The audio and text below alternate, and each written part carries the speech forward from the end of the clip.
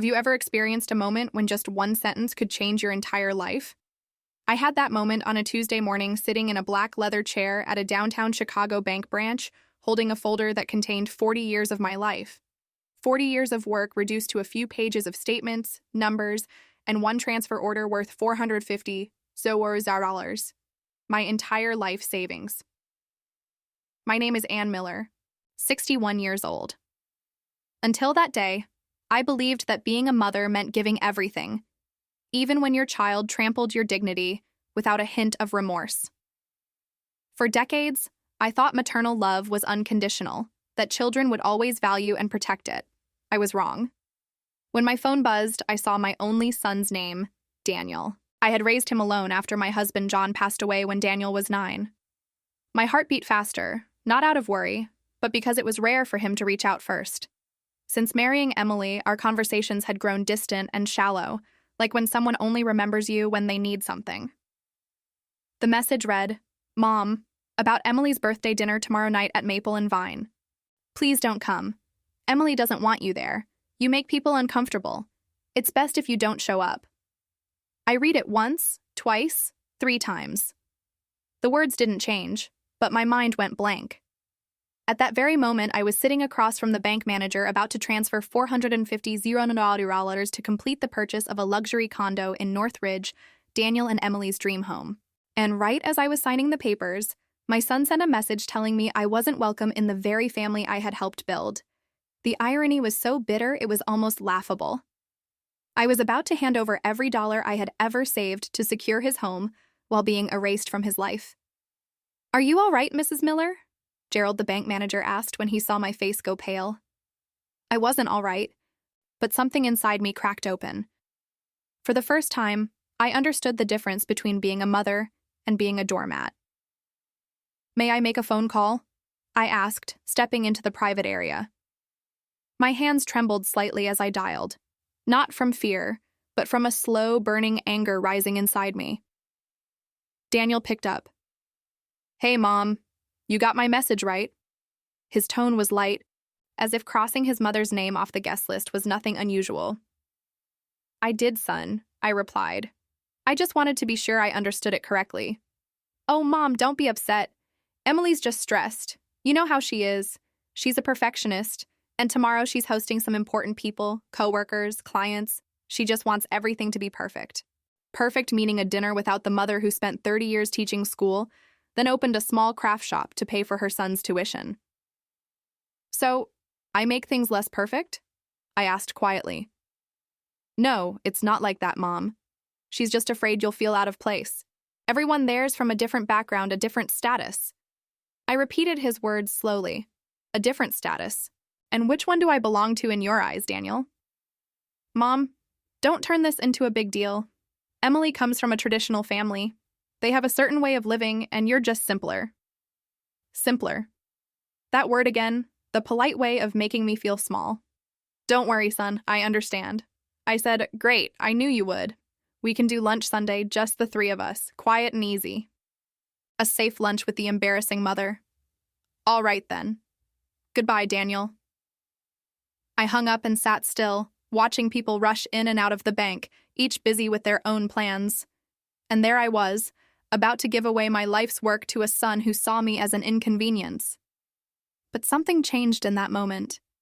It felt like a fog I'd lived under for years finally lifted. I realized my worth existed only when my wallet was open. I went back to Gerald's desk, mind clearer than ever. "I've changed my mind. Cancel the transfer." He looked stunned. "Ma'am, everything's ready. The sellers are waiting. It's a large amount, $450. Cancel it." "Are you sure? There may be penalties for withdrawing." "I'm absolutely sure." "May I ask why?" he said. I smiled. "Because I just realized I deserve more respect than this." As he turned to his keyboard, my thoughts drifted to the past. Daniel, as a little boy, sitting at the kitchen table doing homework while I graded papers late into the night. The nights I stayed up crafting handmade items to sell just to cover his school fees. The weekends I skipped rest to earn enough for his English classes. I remembered all the dinners I declined, the movies I never watched, the dresses I never bought, all so my son would never feel deprived. "Mom, When I grow up, I'll take care of you, he once told me at 10, seeing me exhausted after a long day of teaching and sewing late into the night. You don't have to, sweetheart, I had said. Just love me, and that's enough. I was naive. I thought love meant gratitude, respect, understanding. For him, love was politeness between one bill and the next. It's done, Mrs. Miller. Gerald said, the transfer is canceled. Your money's safe. Thank you. I left the bank feeling strange, not quite relieved, not sad either, but as if I'd finally woken from a long sleep where I'd been used without knowing. In the car, I sat for a moment, then texted Daniel. It's all right, son. Enjoy the dinner. Short, calm, no anger, no explanation, just acceptance that I was only welcome when money was involved. Driving home, I thought about all the signs. I'd ignored his visits becoming rare, the family gatherings I wasn't invited to, the conversations that made me feel like an outsider. I remembered last Christmas when I brought an entire homemade feast I'd spent 2 days preparing, and Emily opened the door saying, "Oh, Mrs. Miller, you shouldn't have. We already ordered catering. Now we'll have too much food." As if my love, too, had an expiration date. Or the time Daniel introduced me to a colleague. This is my mom. She runs a small craft shop. Not the single mother who raised me with her own hands. Just a small shop enough to erase every sacrifice. That quiet dismissal had chipped away at me like water eroding stone.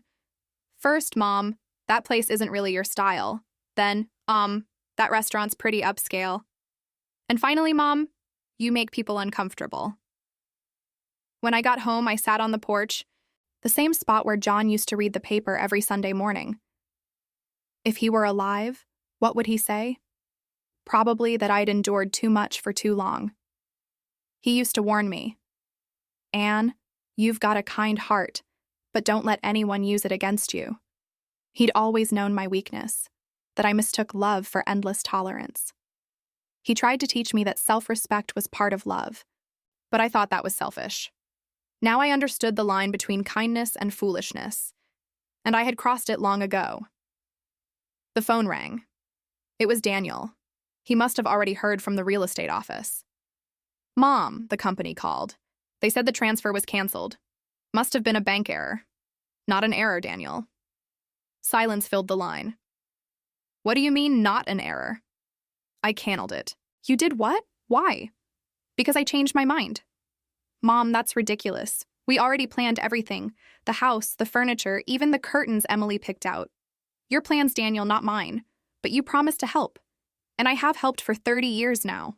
I'm tired. Tired of what? Tired of being treated like a problem to fix instead of a mother to respect. The silence on his end told me he understood exactly what I meant. He knew that his text and my decision were connected. Mom, the dinner thing has nothing to do with this. They're separate. No, Daniel, they're the same. They're both about how you see me, how you treat me. We treat you fine. No, you tolerate me. That's not the same thing. You're being unfair. Unfair is getting a message that I'm excluded from my own family on the same day I was about to give away my life savings for your new home. But those two things aren't related. They are. They're both about respect, gratitude, and dignity. I didn't know then that canceling that transfer would only be the beginning, the start of a story far more complicated, filled with betrayal, shocking discoveries, and consequences I never imagined I'd be strong enough to orchestrate. A few weeks later, I learned something about my son that shattered everything I thought I knew about him and about myself. No longer burdened by the illusion of devotion from those who disrespected me, no longer pressured to be the perfect mother who gives endlessly without ever being seen. The next morning, I woke with a sense of freedom I hadn't felt in decades. The following day, Daniel called nonstop. I let every call go to voicemail. I needed silence to process what had happened and what it meant for my future. By late afternoon, Emily's messages began arriving. Polite at first, then frantic. Mrs. Miller, can we talk? There must be some misunderstanding. A misunderstanding. Cutting your mother-in-law out of your family? That's a misunderstanding. Days passed, then weeks. The calls faded. I returned to work at my small craft shop, Golden Hands, where I had turned my passion into a living after retiring from teaching. My best friend Linda, who owns the bakery next door, was the only one I confided in. You did the right thing, Anne, she said one Saturday morning over coffee. It's about time they learned you're not an ATM on legs. At the end of that month, I received an unexpected call, not from Daniel or Emily, but from Gerald, the bank manager. Mrs. Miller, I need to see you in person. It's a delicate matter. I can't discuss it over the phone. His tone made me uneasy. We scheduled for Monday morning. When I arrived, instead of taking our usual seats, I was ushered into a private conference room. Gerald was already there with a woman in a gray suit who introduced herself as Mariana from Internal Auditing. Mrs. Miller, she began gently, what I'm about to say isn't easy, but I need your full attention.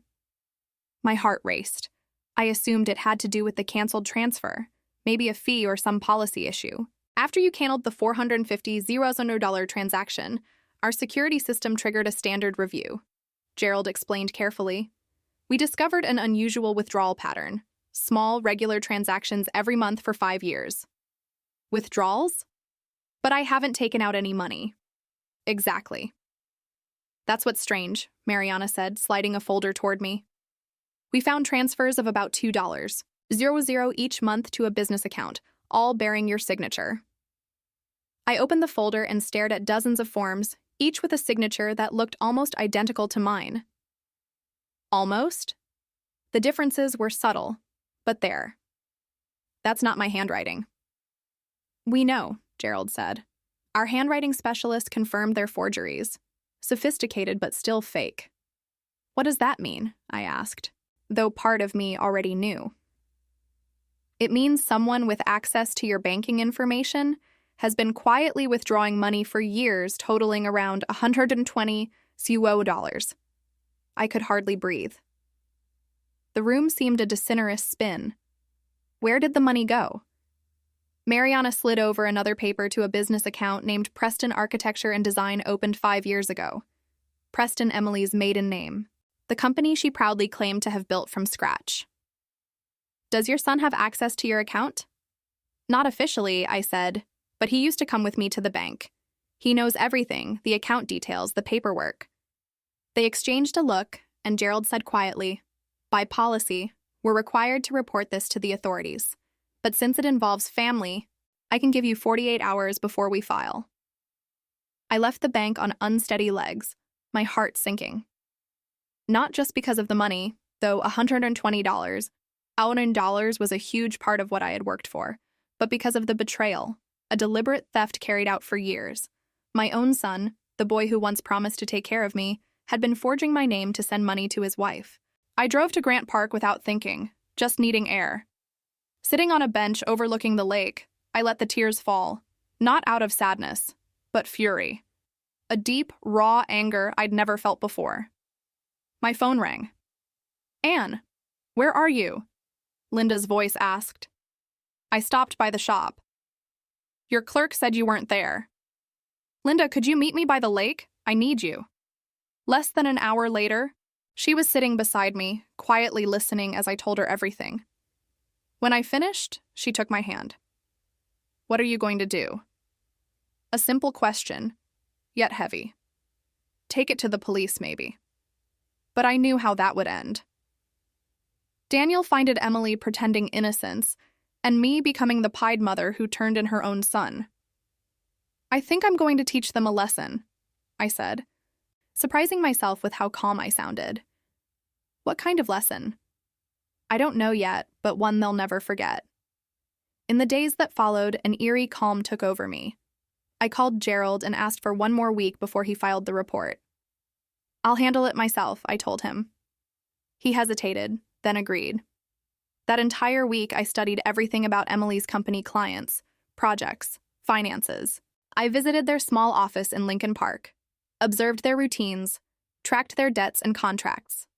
Knowledge is power, and I was gathering every piece of it. On the 4th day, I met Mr. Lawrence Barnes. He walked into my shop looking for a retirement gift for his secretary. I want something that shows appreciation and dedication, he said. While helping him choose, I learned he was a corporate and criminal attorney. A perfect coincidence. When he paid, he handed me his business card. If you ever need legal advice, I'd be happy to help. You have a wonderful store. I slipped the card into my pocket. That evening, while writing out my plan, I realized I needed someone like him to make sure everything I was about to do stayed within the law. The next day, I called Mr. Barnes and set up a meeting. After I explained my situation, he said, "What you're planning isn't conventional, but if we handle it correctly, it won't break any laws. We'll make sure you're protected." With his guidance, I prepared 3 documents: a detailed report of the embezzlement, a written confession of complicity, and a transfer agreement assigning full ownership of Preston Architecture and Design to me. Everything was executed legally, even if the path there wasn't exactly moral. The next step was the invitation. I called Daniel on a Thursday evening after 2 weeks of silence. "It's Mom." He sounded surprised. "Mom, are you okay? I've been worried. You just disappeared. I'm fine. I just needed time to think things through." "I understand," he said carefully, as if stepping on thin ice. "I've thought about everything. The apartment, all of it," I told him. "Maybe I overreacted. I want to talk to you and Emily in person. Maybe we can start over." His voice softened, relief seeping in.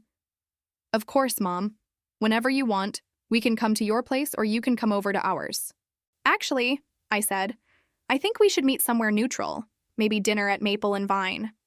I remember that's Emily's favorite place. There was a short silence. He must have caught the irony in my suggestion, the very restaurant where they once told me not to come. But the thought of regaining the money for the apartment must have outweighed his discomfort. "That's perfect, Mom. Emily will love that." "Good. I'll make the reservation for Saturday night." "Thank you for reconsidering, Mom." I hung up, feeling a mix of sadness and resolve. My only son was about to face the truth, but there was no turning back. Some wounds run too deep for forgiveness. 2 days later, every detail of the plan was ready. I booked a quiet corner table at Maple and Vine, worked with Lawrence to finalize the paperwork, and rehearsed every word I would say. I asked Linda, my closest friend, and the one who knew everything, to be nearby in case I needed support afterward. That Saturday night, I dressed neatly, not to impress, but to feel strong. I chose a dark blue dress with a simple cut, the silver earrings my late husband John had given me on our last anniversary, and a soft red lipstick. I wasn't dressing up for them. I was dressing for battle. I arrived 20 minutes early. The waiter led me to the reserve table in the corner overlooking the garden sparkling with string lights. At 8:00 p.m. sharp, I saw Daniel and Emily walk in. He was punctual, as always, a habit I had taught him since he was little. I watched as they approached. Daniel looked tense, but tried to appear hopeful. Emily smiled perfectly, but her eyes were cold. She wore a fitted black dress, delicate jewelry that I knew for certain had been bought with my money. "Mom," Daniel hugged me tightly. "It's wonderful to see you again, Mrs. Miller," Emily said, shaking my hand politely. "You look lovely tonight." "Thank you. Both of you do, too." We sat down and ordered drinks. I asked for a glass of red wine, something I rarely drank. But tonight, I needed courage. At first, the conversation was stiff. They talked about the weather, the food, small talk. I deliberately avoided mentioning money or the apartment, letting them grow uneasy on their own. After the main course was cleared, Daniel finally spoke. "Mom, about the apartment. We wanted to say we understand your reaction. That text was awful. The timing was bad. We're really sorry." Emily chimed in. "Yes, Mrs. Miller, it was my fault. I was stressed about everything and spoke without thinking. Of course, you're always welcome in our home." "I understand," I said calmly, taking a sip of wine. "Everyone makes mistakes."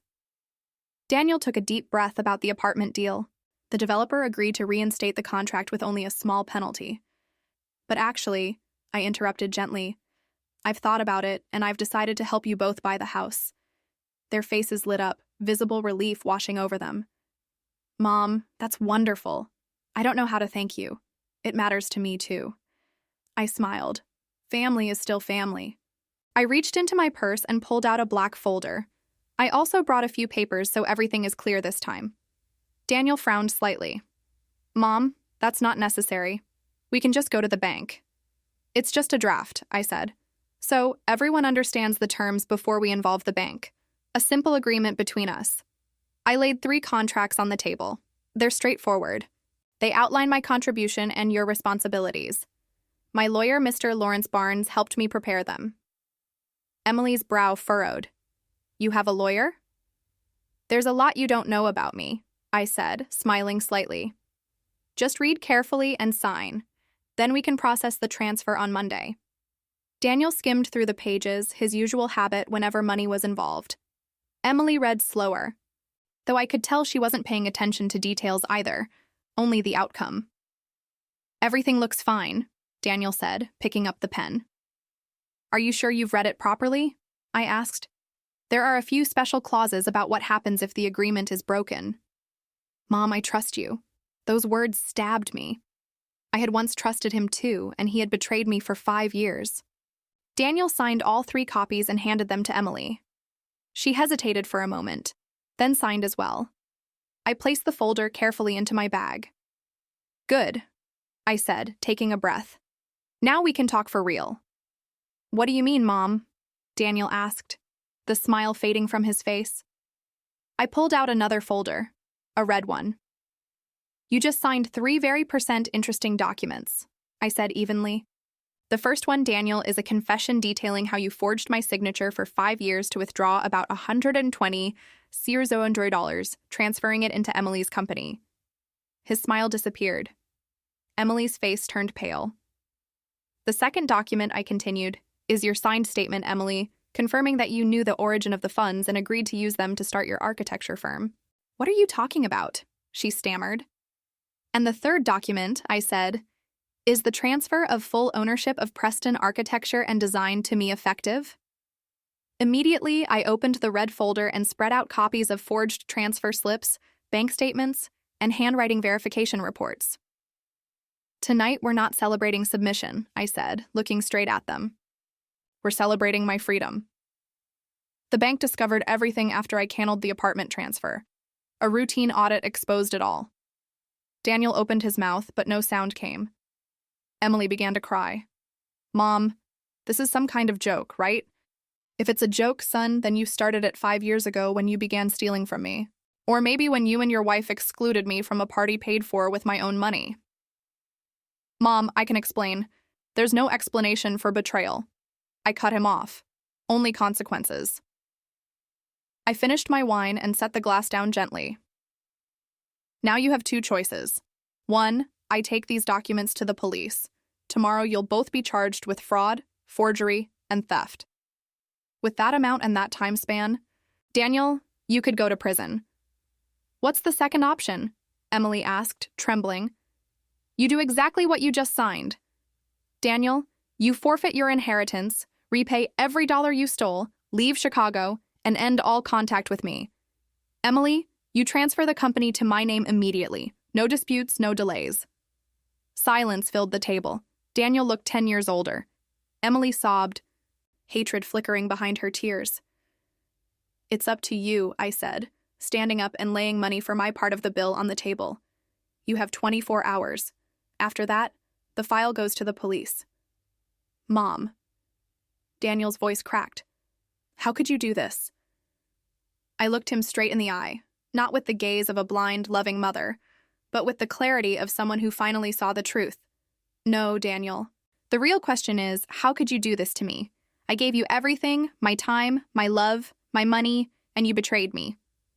Then I turned and walked out of the restaurant without looking back. Outside, the Chicago sky was crystal clear. I took a long breath. The plan was complete. All I had to do now was wait to see which path they would choose. I didn't know then that this was only the beginning of a much deeper change, that the real reckoning wasn't about exposing them, but about rediscovering myself in ways I'd never imagined. The next morning, before I even finished brewing my coffee, my phone buzzed. A message from Daniel. We accept your conditions. Please don't report us. Short, no excuses. No, please. Just surrender from 2 people who had cornered themselves. I set the phone down and lay still, staring at the ceiling where John and I had shared 16 years of our lives. A strange feeling washed over me. Not joy, not relief, but a deep, quiet peace, the kind that comes when a new chapter begins. Maybe it was a mix of sorrow and resolve. So what now, John? I whispered into the stillness, as if my late husband could answer. What do I do with a victory that tastes this bitter? There was no going back. The plan was done, the papers signed, and a new phase of my life was about to begin, one I had never envisioned. On Monday morning, I met with Lawrence at his downtown Chicago office, a sleek glass building that reflected the city skyline. He shook my hand, calm but sharp-eyed. "So, they agreed to the terms," he said as he sat behind his large wooden desk. "I'm not surprised. The alternative was far worse for them." "What do we do next?" I asked, feeling strangely empty despite the triumph. "Now we carry out every clause carefully," he said, opening the folder. "First, the company transfer. I've scheduled the notarization for tomorrow morning. Emily must be present." "She'll be there," I said firmly. The fear of public exposure would ensure her compliance. Next, the repayment. $120.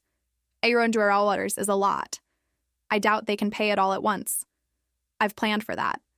I said the contract includes a 24-month repayment plan. Good. And leaving the city? I gave them 30 days, enough time to relocate. Lawrence studied me for a moment. "Mrs. Miller, I've been doing this for over 30 years. I've seen families destroyed for far less. Are you sure you want to sever all ties with your son? You still have time to reconsider." I went silent. Was I truly ready to cut the last thread connecting me to my only child? The answer came clear, painful, and final. When I discovered the embezzlement, I realized that was just the surface. The real betrayal started long before, when my son began treating his mother like a bank, not family. Some wounds never heal. Lawrence nodded without argument. "I understand. Then let's make sure your rights are fully protected." In the following days, everything unfolded exactly as planned. The transfer of the company was completed at a notary office downtown. Emily showed up in a black dress as if attending a funeral. Maybe she was the funeral of her ambitions. She didn't meet my eyes as she signed the papers, transferring full ownership of the company to me. The first repayment arrived on time. Daniel set up automatic monthly transfers to avoid speaking to me again. By the third week, I received an email with their new address in a small Midwestern town a few hundred miles from Chicago. Daniel had taken a job at a small construction firm, earning far less. I should have felt triumphant, but instead I felt a strange emptiness, as if I had won a war, but was still fighting a deeper battle, one against my lifelong habit of putting everyone else before myself. That Friday evening, as Linda and I were closing our shops, she looked at me and asked bluntly, "So what now, Anne? You gonna sit around staring at clouds for the rest of your life, or do something with that company that just fell into your lap?" I hesitated. Do something? I don't know anything about architecture or interior design. So what? You know, business. You built your craft shop from scratch. Now you have the money to hire the right people. Why not use it to start over, to continue a business that was built with stolen money? Linda rolled her eyes, her voice firm. No, silly. To turn it into something entirely new, something that belongs to you. That sentence planted a seed in my mind. A few days later, I began to see the company not as a symbol of betrayal anymore, but as a new opportunity. The next morning, I went to the company's office for the first time as its owner. It was a small but beautiful building in Lincoln Park. A young secretary named Rachel greeted me with visible unease. "Good morning, Mrs. Miller. Emily left all the files you requested. Thank you. How long have you been working here?" "Almost 3 years, ma'am. Do you like your job?" She hesitated. "I do, but I'm a little worried about the changes. That's understandable." I looked around at the walls covered with photos of luxury design projects. Who are the company's main clients? Mostly luxury apartments, villas, and townhouses for the upper class on the north side? What about community projects or affordable housing designs? Rachel's eyes widened. "We've never done that kind of work." "I see." All morning, I reviewed the client list, ongoing projects, and the company's finances. It was smaller than I had imagined, but still profitable and full of potential. Everything looked elegant, but lacked heart, the kind of cold beauty meant for people with money. When I went out for lunch, I walked down the street and saw the cramped temporary housing blocks in the distance, a stark contrast to the luxurious drawings I had just reviewed. In that moment, the idea began to form. What if I turned this company into something completely different? A business that still served wealthy clients, but used part of its resources to help those who needed it most, creating affordable housing designs, functional living spaces, and offering training for underprivileged youth. I went back to the office, called Rachel in, and said directly, "I plan to restructure the entire company. We'll keep our current projects, but our future direction will be completely different." "Different how?" she asked. "A company that balances profit with social impact, creating accessible design for the community, consulting on housing for low-income families, and opening architecture training programs for young people." Rachel looked at me for a long moment, then smiled softly. "Honestly, that's why I studied architecture in the first place. I only worked on luxury projects because there were no other options." "So, you'll stay?" "Yes. And I know a few others who share the same vision." In the following weeks, I threw myself into work. I hired 2 young architects recommended by Rachel, talented and passionate about social projects. I asked Lawrence for legal advice and studied business models that combined profit with community contribution. The old company name had to go. It carried too much darkness. After much thought, I chose a new one: New Spaces, Architecture, and Social Transformation. The new logo was designed by a young student from the city's South Side, modern yet full of human warmth. Linda, with a lifetime of business experience, became my most trusted partner. One afternoon, while we were talking in my kitchen, she said, "You need a launch event, something that proves this isn't the same company anymore. It's a new beginning. I don't know if I'm ready." "You are, and it has to be big. Invite the media, reporters, community leaders. Let people see you're serious." The thought scared me a little, but she was right. I needed to do this not just to promote the company, but to mark my own rebirth. We chose to hold the event in a month, enough time to prepare, but not long enough for me to back out. The event would take place right at the company headquarters, fully renovated to reflect our new vision. During preparations, a bold idea came to me. I sent formal invitations to Daniel and Emily. "Are you sure?" Lawrence asked. "That's a bit provocative." "No, I said it's a statement. I want them to see that from the ashes of betrayal, I can build something good. That the money they once took is now serving a higher purpose." He didn't approve, but he respected my decision. The week of the event passed like a whirlwind. Renovations finished just in time. The catering team was hired from a culinary training program for disadvantaged youth. The guest list grew longer than expected, including many curious about the 61-year-old woman making waves in Chicago's architecture scene with a new vision. A local TV station even requested a live interview during the event. "You'll do great," Linda reassured me. "Just speak from the heart." On the morning of the event, I woke before dawn. Sitting on my porch, I watched the city slowly wake and thought about how far I had come from a retired teacher, pied by her own son, to a woman launching a company with a social mission. From victim to leader, I chose a blue suit I had bought especially for that day, not to impress, but to feel steady and confident. I put on small silver earrings and light makeup. When I looked in the mirror, I saw a woman I barely recognized, not because of how she looked, but because of the energy radiating from her, a mix of strength and calm I had never felt before. The launch event was in the evening, and I arrived several hours early to oversee the final preparations. The office looked completely transformed. The white walls were replaced with vibrant colors adorned with paintings by community artists and boards showcasing our social projects. One corner displayed models created by public school students during their workshops with our architects. As guests began to arrive, journalists, architects, representatives from social organizations, and industry professionals, Rachel and my new team moved around the room, presenting the company's vision, exchanging cards, and building connections. While speaking with a representative from the Department of Housing Development, I saw Daniel and Emily walk in. They looked tense and out of place, as if they had stepped into a world that no longer belonged to them. We met eyes briefly, and I gave a small nod. No words were needed. At 8:00 p.m., sharp, the reporter from the local TV station approached for the live interview. We stood in front of a large board bearing the company's new logo. The lights came on, the camera focused on me. The reporter smiled. "We're here tonight with Mrs. Ann Miller, founder of New Spaces, a Chicago-based architecture firm with a completely unique model. Mrs. Miller, Could you share what inspired you to combine commercial projects with social programs? I took a deep breath and looked straight into the camera, knowing Daniel and Emily were watching from the audience. This idea was born from a profound change in my own life. At 61, I learned that it's never too late to start over. Sometimes the worst betrayals lead to the most beautiful beginnings. I saw Daniel's face go pale. The reporter leaned forward, intrigued. Betrayal? Could you elaborate? Let's just say I acquired this company under unexpected circumstances, I replied calmly. And instead of continuing a model focused only on profit and prestige, I wanted to turn it into something that truly matters to the community. I spoke about our mission to democratize architecture to create dignified spaces for those often overlooked. I mentioned our first project renovating a daycare center in the suburbs and explained that all company profits would go toward establishing a foundation called the Rebirth Foundation, dedicated to helping mothers rebuild their lives after hardship.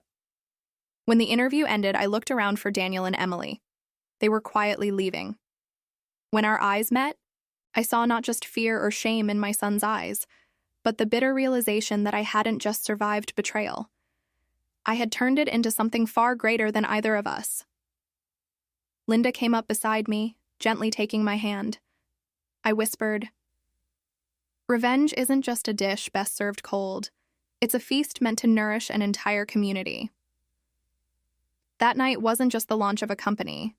It was the moment I was reborn. A woman who had learned that self-love isn't selfish. It's the foundation of every other kind of love. I had turned pain into purpose, betrayal into legacy. 6 months after New Spaces launched, everything had changed both for the company and for me. What began as an act of retaliation had evolved into something much bigger, with a life of its own that even I hadn't foreseen. The TV segment created a strong buzz. The following week, I received interview requests from newspapers, magazines, and even a podcast about midlife women entrepreneurs. My story, or rather the simplified version I shared publicly, resonated deeply with people. The image of a 61-year-old woman rebuilding her life after an unnamed betrayal became a source of comfort for countless others. You've become a symbol of strength and renewal. One journalist told me, I had never thought of myself that way. All my life, I had been the one who yielded, who understood, who put others first. Now I was seen as someone who fought back. New Spaces grew naturally, attracting both commercial clients and social partnerships. Rachel proved to be an exceptional manager, handling day-to-day operations, while I became the face and guiding vision of the company. Our first major achievement was completing the daycare project, transforming a makeshift space into a bright, safe, and inspiring environment. On the opening day, when I saw the children laughing and running around their new classrooms, I broke into tears. One teacher took my hand and said, "Mrs. Miller, you have no idea how much this means to us. These kids have never had a place truly made for them." I smiled through my tears. I had changed their lives with the same money that was once meant to buy Daniel and Emily a luxury apartment. Life, it seemed, had its own sense of irony. As the company continued to grow, I began working with Lawrence to formally establish the Rebirth Foundation. He guided me through the maze of legal requirements. "We need to clearly define its scope," he said. "Who will this foundation serve? How will it operate? And what resources will sustain it?" Those questions forced me to think deeply about my purpose. After many discussions with psychologists and social workers, we agreed that the foundation would support women over 50, those rebuilding their lives after major life upheaval such as divorce, widowhood, abandonment, or financial ruin. "There are so many programs that help young women start over," I told Lawrence, "but very few that focus on older women who not only face financial hardship, but also the weight of age discrimination and the belief that it's too late to begin again." The foundation would not only provide financial assistance, but also create a comprehensive network: legal counseling, psychological support, vocational training, business mentorship, and in some cases, temporary housing. One Wednesday afternoon, while we were discussing possible locations for the foundation's headquarters, an idea struck me something Linda later called a poetic masterstroke. I said, "What if I use the money Daniel has been paying back to buy the same apartment he and Emily once wanted and turn it into the foundation's headquarters?" Lawrence laughed. You really do have a poetic sense of justice, Mrs. Miller. I contacted the real estate company that same week. By some strange coincidence, the apartment was still available. I immediately began negotiations with my own legitimate money earned honestly. 3 months later, everything was finalized. The monthly payments Daniel sent became part of the fund that bought the apartment he had once dreamed of owning. There was something beautifully symmetrical about that. On the day I signed the ownership papers, the sky was crystal clear. I walked out of the notary's office with a deep sense of satisfaction, not just for settling an emotional debt, but for beginning something truly meaningful. I strolled through the nearby park, watching the city gleam in the sunlight, filled with gratitude and amazement at how life can turn itself around. Transforming the apartment into the headquarters of the Rebirth Foundation became New Space's next major project. By then, our team had grown to 5 architects and 2 interior designers, all working with contagious enthusiasm. I told them, "We're not creating a place that looks like a support center. We're building a space for rebirth. These women aren't seeking pity. They're seeking a chance to regain their dignity." We chose a modern design infused with the warmth of home. The space would be flexible for one-on-one counseling, workshops, and skills training. The rooftop was turned into a healing garden where women could tend to plants and witness new life take root. Over the 3 months of construction, I personally interviewed every member of the team who would work at the foundation, from lawyers and psychologists to financial advisors. I wanted people not only skilled but compassionate. Most of them were women who, like me, had once started over. "Why did you decide to do this?" asked Gloria, a 58-year-old psychologist, during her interview. "Have you ever had to start over yourself?" I paused for a moment, then replied, "I discovered that my only son had deceived me and stolen my money on the very day I was about to transfer all my life savings to buy him an apartment." Gloria didn't show pity, only understanding, her eyes soft but knowing. When she asked how I managed to turn such pain into something positive, I simply smiled. By refusing to be a victim in my own story, I chose to rewrite the ending. She nodded. That's exactly what we need to teach other women to do. The grand opening of the Rebirth Foundation was held on a date full of meaning, exactly 1 year after the night Daniel texted me, telling me not to come to Emily's birthday dinner. 1 year that had changed everything. We planned a formal ceremony with city officials, women's organizations, and media representatives. I wanted women across America to know that it is never too late to begin again. The day before the opening, I received an unexpected call from the state where Daniel was living. "Mom." His voice was rough and tired. "It's me." My heart tightened. We hadn't spoken since that night at the restaurant almost a year ago. "Hello, Daniel. I read about your foundation at the apartment Emily and I were going to buy." "That's right. The opening is tomorrow." There was a long silence. I waited without prompting. "I'd like to come," he said finally. "I just want to see for myself what you've turned all this into." I hadn't expected that. Of all the possibilities I had ever imagined for my son, this one had never crossed my mind. "Why?" I asked. "Because I need to understand how you turned our tragedy into something bigger than both of us." I thought for a moment. I had never planned to let him attend such an important day, but maybe there was meaning in letting him witness the outcome of his own betrayal. "You can come," I said as a regular guest. "No special attention, and Emily must not be with you." "We're no longer together," he said quietly. 4 months ago, she said she couldn't live with a man who had lost everything, money, status, and his mother. Part of me felt satisfied. Emily had finally shown her true colors. But another part, the mother still inside me, felt a faint ache of sympathy. "I'm sorry," I said, unsure if I meant it. "Don't be. You were right about her. Right about things." The next morning, the sky over Chicago was bright and blue, as if the city itself wanted to celebrate with me. Everything in the Rebirth Foundation headquarters was perfect. Every detail arranged to convey our message of dignity, renewal, and hope. I arrived early, wanting a moment of quiet before the crowd arrived. I walked slowly through each room, remembering the journey that had brought me here. The walls, once meant to showcase Daniel and Emily's luxury, now stood as a haven for women learning to rise again after devastation. The ceremony began right on time. The spacious living area, now a multi-purpose hall, was packed. I recognized many familiar faces, people who had stood by me through this journey. Linda sat in the front row, elegant in her teal outfit. Attorney Lawrence stood toward the back, quietly observant, his sharp eyes missing nothing. Rachel and the New Spaces team were by the garden, chatting warmly with guests. I scanned the room and found Daniel leaning against the far wall, wearing a simple shirt and jeans, a far cry from the polished man he used to be. When our eyes met, he gave a slight nod. I returned it calm and steady. I stepped up to the small podium, strangely at peace. Every woman here carries invisible scars. I began traces of pain, betrayal, broken dreams. The question isn't whether we get hurt that's inevitable, but what we choose to do with our wounds.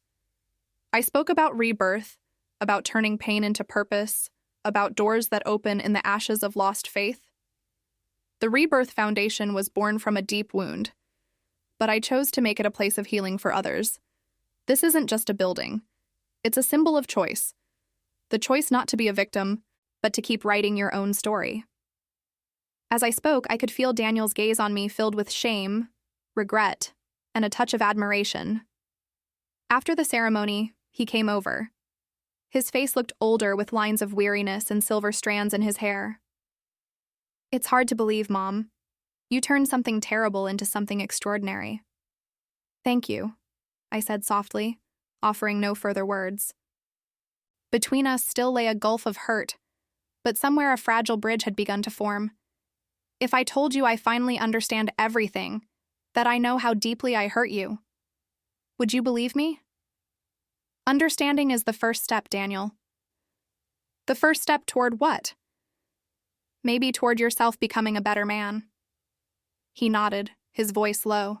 "Did you plan all this from the moment you canceled the apartment transfer? Did you already have this vision in mind?" I smiled. "No. Back then, I only knew one thing. I wouldn't let anyone make me feel small again. Everything else came one step at a time." A reporter approached asking for an interview, and Daniel stepped back. "Maybe we'll talk later," he said. "Maybe," I replied, making no promises. While I was answering the reporter's questions, I saw him slip quietly out of the hall. I didn't know if we would ever truly reconcile, but I realized I wasn't living for revenge anymore. I was living for purpose. That afternoon, after all the guests had left, I went up to the rooftop garden, glowing in the sunset. Linda joined me, leaning lightly against the railing. "Anne, when you told me about Daniel last year, I thought you'd never recover. But look at you now, strong, peaceful, more alive than ever." I smiled. I've learned that the best revenge isn't making someone suffer. It's using the pain they caused to become someone they never imagined you could be. A year later, the Rebirth Foundation celebrated its first anniversary. There were no reporters or famous guests, only my team and the 32 women who had completed the program. We called them the Reborn. During the small gathering, a 67-year-old woman named Teresa stood to speak. She told us that after her husband died, she discovered he'd left her with nothing but debt and despair. "When I came here, I felt like my life was over," she said, her voice trembling but firm. "I thought I was too old. No one would hire me, no one would rent to me, and there was nothing left to start with." She paused, looking straight at me.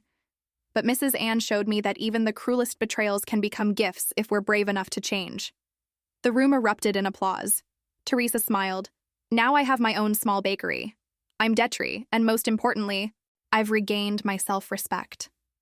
As the applause filled the room, my eyes stung with tears. If someone had told me 2 years ago that Daniel's cold message would become the beginning of all this, I would have laughed in disbelief. That evening, after everyone had left, I walked through the foundation's office. Every room carried its own meaning. The group therapy room with its warm fabric chairs. The creative workshop where women learn to paint, sew, and craft. The legal office where volunteer lawyers help them reclaim their rights. The community kitchen filled with the smell of fresh bread and the sound of laughter. I sat in a chair in the rooftop garden, surrounded by plants grown by the women themselves. The city lights shimmered in the distance like stars scattered across the earth. I thought about the past 2 years, the new people, the new challenges, the new life filled with meaning. My phone buzzed. A message from Lawrence. The meeting with the mayor's office has been confirmed. They're very interested in expanding the foundation's model. I smiled. If this project succeeded, Rebirth Foundation would reach even more communities. Now I simply called him Lawrence. Our relationship had grown beyond professional boundaries, starting with casual coffees after meetings, then long conversations that stretched until dusk. I didn't know what was blossoming between us. I only knew that my heart felt alive again after so long. Then came weekend lunches, concerts at the theater, art exhibitions. What we had wasn't a romance in the traditional sense. We both carried too many memories, too many scars. We understood that at our age, the most precious thing was honesty. It was a mature friendship that sometimes crossed into intimacy, but without pressure, without labels, without expectations. We don't need to define what this is, he once told me when I hesitated to name what was between us. Let it be what it is, one day at a time. Those words felt like a soft breeze on my soul. All my life I had lived within defined roles: daughter, wife, mother, widow. Now I could simply be myself, without explanation, without apology. The phone rang again. This time, to my surprise, it was Daniel. Since the Rebirth Foundation's opening, we had exchanged only brief, polite messages. 6 months ago, he moved back to Chicago, taking a modest job at a small construction company.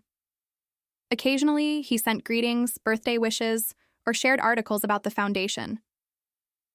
Mom, I heard you're meeting with the mayor's office tomorrow. I just wanted to wish you luck. I know how important this expansion project is to you.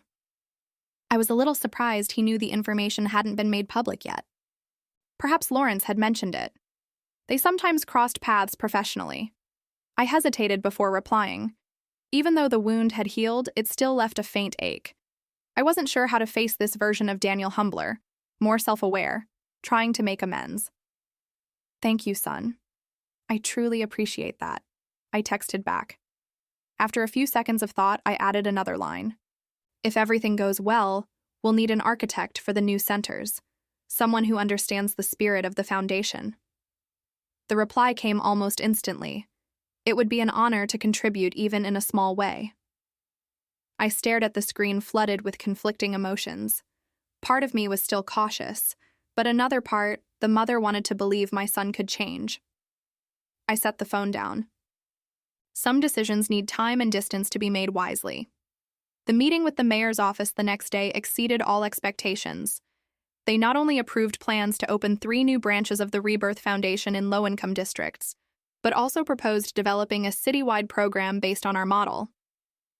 Your approach is very innovative, said the department director, a middle-aged man with bright eyes. Most women's programs focus on victims of domestic violence or young mothers. You chose to help mature women rebuilding their lives, and the results are remarkable. I left City Hall feeling like I was walking on air. Lawrence walked beside me smiling. You deserve this, Anne. This is a turning point. We chose a small Italian restaurant to celebrate. When our glasses of Prosecco clinked together, I suddenly realized how completely my life had changed. 2 years earlier, I had been a woman ignored, valued only for the money I had. Now, I sat across from a man who saw me for who I truly was, celebrating an achievement that could change hundreds of lives. What are you thinking about? Lawrence asked, noticing my silence. I'm thinking about how life can completely turn around because of one moment, one decision. He nodded instantly, knowing I meant that fateful morning at the bank. What I admire most about you, he said, isn't just that you turned betrayal into something good, but that you did it without letting hate consume you. I smiled. I realized that if I kept feeding resentment, I'd still be letting them control me even after they were gone. I didn't want to give them that power anymore. After lunch, we walked around the historic downtown area discussing the next steps. More staff, more volunteers, more funding. I mentioned again that we needed the right architect, and Lawrence asked directly, "Are you considering giving Daniel that chance?" I answered with a soft smile. I'm considering it. Still not sure. He's been trying to make things right. Lawrence said he's living simply, working hard, and making his payments on time. Are you ready to trust your son again? I stopped walking. I don't know, maybe forgiveness is a journey, not a destination. Lawrence nodded. Sometimes giving someone the chance to redeem themselves can save them just as you saved yourself. That night, I sat alone on the balcony, watching the Chicago lights shimmer across the river. I stayed up late thinking about what he had said. The next morning, I knew what I needed to do. I called Daniel. Can you come to the foundation this afternoon? I'd like to talk to you about a professional opportunity. I'll be there, he said, without asking for details. At exactly 3:00 p.m., he arrived. Punctuality had always been something we shared. Daniel walked into the bright meeting room carrying a folder like a shield. Thank you for seeing me. Sit down. Would you like some coffee? Yes, please. I poured 2 cups, gathering my thoughts. As you know, the foundation is expanding. We're partnering with the city to open 3 new branches in the suburbs. I read the article this morning. That's amazing, Mom, he said sincerely. We need an architect who understands the foundation's spirit. Someone who can turn an ordinary space into a place of healing and renewal. Someone who can do more with limited resources. Daniel nodded, his eyes lighting up with hope. I continued. I've thought a lot about this. These buildings must be both practical and symbolic. They need to tell the story of these women from collapse to rebirth. An inspiring concept, he said. Architecture as a form of storytelling. Exactly, I replied, and I want you to lead the project. He froze, his eyes wide, then glistening. I don't know what to say. This is an opportunity I don't deserve. It's not about deserving. I said, if we're being honest, you're right. You don't. But this isn't about that. It's about being the right fit. You have the skills. And most importantly, you understand something few people do. What it means to lose everything and start over from ashes. He bowed his head. I went on. Of course, there are conditions. You'll work as an independent contractor, reporting directly to Rachel, not me. Your name won't appear in any promotional materials. The focus must be on the women, not the designer. I understand and I agree to everything. I looked him straight in the eye. Daniel, this isn't forgiveness. It's a professional opportunity based on your skills and experience. Our relationship is still unresolved. He nodded, his voice low but firm. I'm not asking for forgiveness yet. Some bridges once burned must be rebuilt brick by brick, if they can be rebuilt at all. I saw in Daniel the sincerity of the boy I once raised, not weakness, but honesty. And I thought maybe at last we were both learning to be reborn in our own ways. We spent over an hour discussing the project's logistics. Daniel had prepared an impressive research file on therapeutic architecture and restorative spaces. My son presented creative ideas to optimize resources while keeping both quality and emotional value in every room. When the meeting ended and he was about to leave, Daniel paused. Mom, can I ask something personal? I nodded slightly. Go ahead. He looked at me for a long moment and asked, do you regret canceling that transfer? I mean, if you'd just given me the money to buy the apartment and kept the illusion of a normal family, maybe it would have been easier for you. His question stunned me. I had never asked myself that before. After a few seconds of silence, I replied slowly, No, Daniel, I don't regret it. I'm sad that our relationship broke. Sad that you chose to betray me in that way. Sad that we both suffered. But I don't regret the decision I made that morning at the bank. That was the first time in my life I truly chose to love myself. Daniel nodded, his eyes downcast. Thank you for being honest and for this chance. After he left, I sat in silence, reflecting on our conversation. The road ahead was still long for the Rebirth Foundation and for any hope of reconciliation between us. But I believed, as he had said himself, that maybe things really could be rebuilt, one brick at a time. That evening over dinner with Lawrence at my apartment, I told him about my decision. He smiled, pouring more wine. I think you made the right choice for the foundation, and maybe for both of you. I nodded softly. Maybe. Time will tell. Lawrence looked at me with warmth. What I admire most about you, Anne, is your ability to turn endings into beginnings. I smiled. Over the past 2 years, my life had turned a page from pain to purpose, from betrayal to transformation, from the end of one chapter to the start of another, more honest and complete one. Daniel's message that year, the one disinviting me from his wife's birthday dinner, sent just as I was about to transfer all my savings to buy them an apartment, should have been just another humiliation in a long line of hurts. But instead, it became the turning point that woke me up. The real revenge wasn't making Daniel or Emily suffer, though I admit there were moments when watching them face consequences brought some satisfaction. The real revenge was becoming the woman they never believed I could be. I turned the apartment that was supposed to symbolize their status into a center that helps women rebuild their lives. I turned the money they stole from me into funding for new beginnings. That was the sweetest revenge. Realizing that in my 60s my life was far from over and the most meaningful chapters had only just begun. Now at 64, I can say that the past 3 years have been the most transformative of my life. It all began with that cruel message, "Mom, you're not invited. My wife doesn't want you there." Those words broke my heart, but they also opened my eyes. I realized I had been nothing more than a walking wallet needed only when money was involved. That day, at the bank branch, I looked at the computer screen and canceled the transfer. I had no idea that decision would expose years of secret withdrawals Daniel had made from my accounts. I couldn't have imagined that the victim would become the author of her own story, or that from those ashes, something like the Rebirth Foundation would emerge. Life is strange. What was once meant to be a luxury apartment for my son and his wife is now the heart of a foundation that helps middle-aged women rebuild their lives. The company Emily built with my stolen money now helps sponsor our community design projects focused on humane architecture.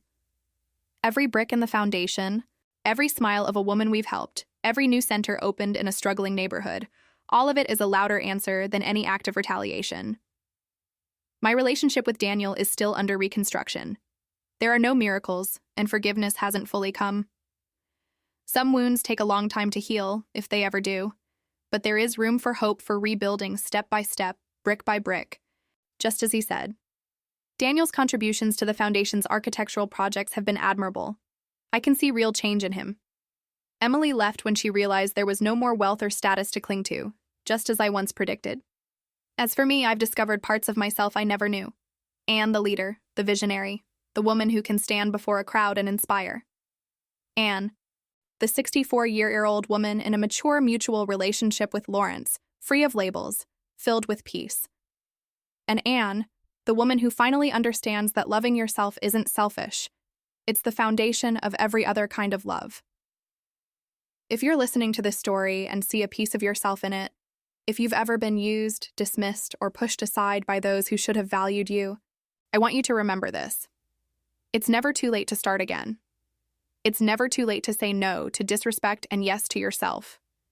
You may not start a foundation like I did, but I promise that the moment you put your dignity first, something miraculous will happen. Doors you never knew existed will open. Genuine people will appear.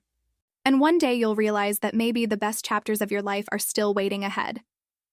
Telling this story hasn't been easy.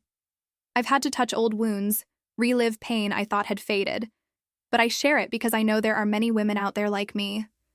Women who once confused sacrifice with love, who thought their worth had expired. To every one of you listening, I want to say your story isn't over. That period at the end of your sentence is just the beginning of a new chapter, one that might be deeper than anything you've written before. I want to hear from you. Have you ever had a turning point that made you rethink how you love, live, or treat yourself? Share your story in the comments, because your words might be the light someone else needs to find their way. And if you'd like to keep walking this journey with me, where every story is a lesson and every pain an opportunity to grow, stay with us and listen to the next chapters together. Because sometimes the most beautiful things only begin when we dare to rewrite our own lives.